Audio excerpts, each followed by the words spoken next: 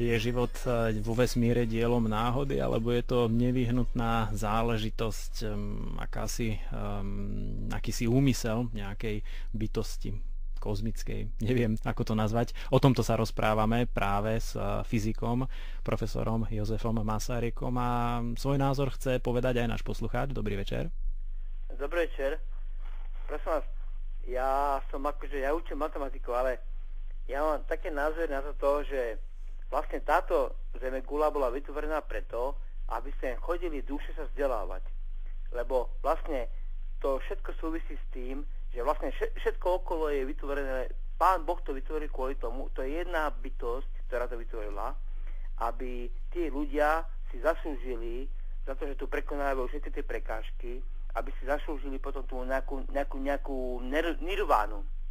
To je akože väčšiný, akože nejaký blahobyt, že oni musia prekonať nejaké prekážky v tomto svete a to je presne o tom, že ľudia sa pýtajú, že prečo tu akože sú tie katastrofy, lebo to musia prekonať nejaký život a potom, lebo to aj tí ľudia, čo prežili tú klinickú smrť, tak vlastne oni pochopili, že ešte existuje niečo niekde mimo a tam je akože krajší svet. Ako by ste sa, pán profesor, vyrovnali s takýmto názorom? Samozrejme verí, že je to takto.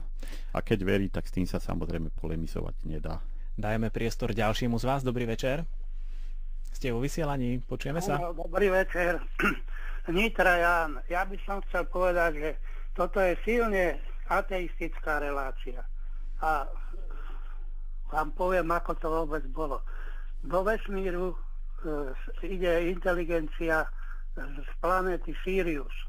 Táto inteligencia sa zastavila na Orione a tam v Orione vznikol projekt na kolonizáciu našej planéty. Prišli sem údajne na planéte Nibira, ale ja myslím, že to není planéta, ale že to je veľká, obrovská kozmická loď. Keď prišli sem, tak povysávali z Marsu všetku vodu a všetko, čo tam bolo. Tak, vypočuli sme si jednu z ďalších interpretácií. Tak, ako ste povedali, pán profesor, naozaj ľudia si môžu vykladať vznik sveta, vznik života, vesmír absolútne rôznym spôsobom a zrejme tá viera je v človeku akýmsi spôsobom zakorenená. Kognitívny psychológ